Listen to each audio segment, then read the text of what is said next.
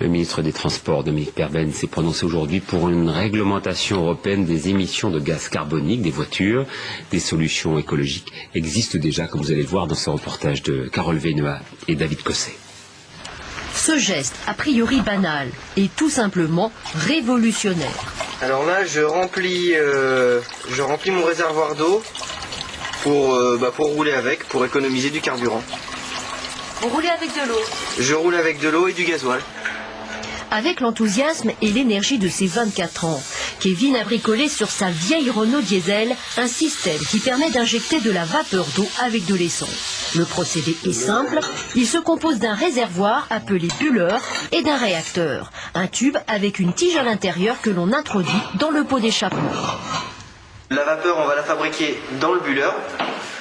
La vapeur va venir glisser entre la tige et le tube, qui est chauffé par les gaz d'échappement. Et à la sortie de ce réacteur, nous allons envoyer ce mélange gazeux, issu de vapeur d'eau, dans l'admission d'air.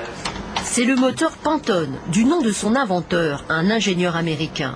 Depuis 1998, ses plans de montage circulent sur Internet et dans le milieu associatif écologiste.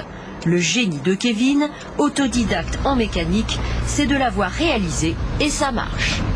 Quand le système est en route, le moteur tourne mieux, on a l'impression que le moteur est mieux réglé. On a besoin de moins appuyer sur la pédale d'accélérateur pour monter une grosse descente, surtout pour les véhicules anciens. Nous avons mesuré dans un centre technique les gains obtenus en termes de pollution, c'est spectaculaire.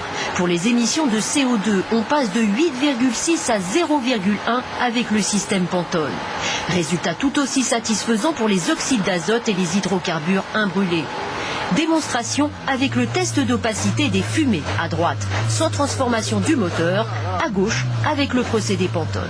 Quant au gain de consommation en carburant, il est de l'ordre de 20% et ça n'est que du bricolage. On peut alors se demander pourquoi les constructeurs ne s'y intéressent toujours pas.